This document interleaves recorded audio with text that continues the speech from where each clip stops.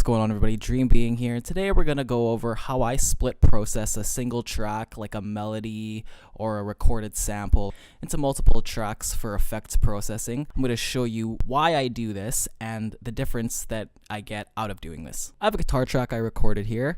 I have it going through an amp simulator and just a little bit of EQ, pulling out some of the harsh frequencies and controlling the low and high end. I'm going to show you what it sounds like.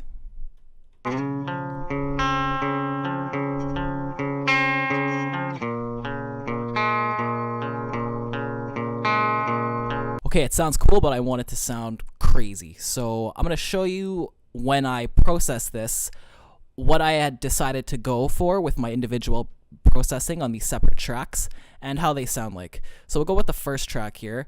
So what I'm doing here is I'm applying some saturation.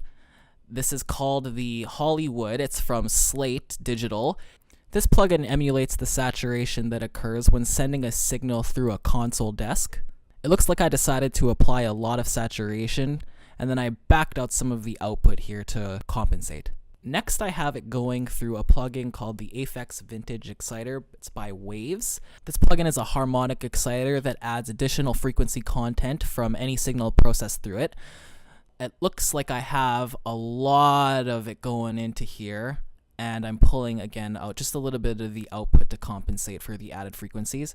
So those are the only two that I have going on for this channel. So we're going to listen to what it sounds like individually.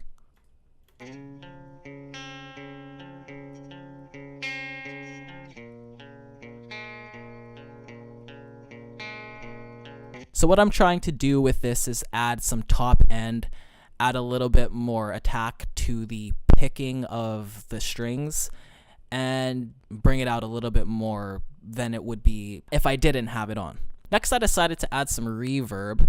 It looks like I'm using a plate reverb emulation here. Now, when I do a send for a track, I leave the wetness completely up, as what my goal is to blend in the complete wet signal with the original dry that's being sent in. So I'll play this and I'll show you what it's doing.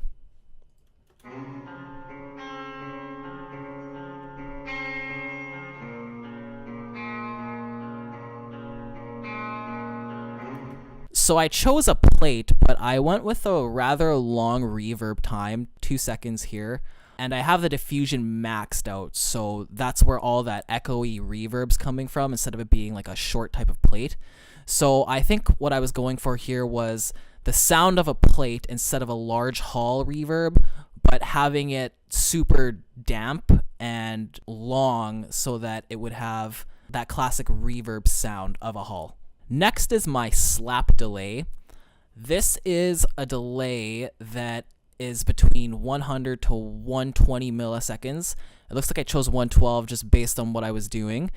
And I have the feedback not too high. I wanted the echo to repeat only, I think, twice, 2 or 3 times going in.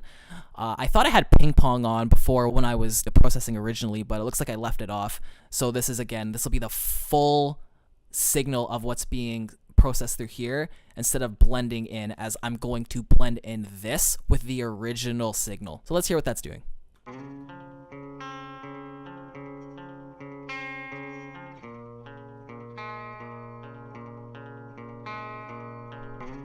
So the delay is very short. It's almost adding a click in to the pick. When it's being played with the original sample, I think what I remember doing this for was to add in a bit more pick attack when I would hit the strings. Next is my long delay. I went for a BPM synced halftime delay. I am not adding a lot of feedback. This has way less feedback than my slap delay, and I believe it was because of the amount of delay that I wanted when it repeated. As it's the longer delay, you'll hear it more after it's being played. I didn't want that to interfere with the original track, so as I'm keeping it 100% wet, I think the idea was to keep the feedback rather low, and then I'm cutting out all of the high end, as I didn't want any of that to be added in as the delay hits after the original sample. So I'll show you what that's doing.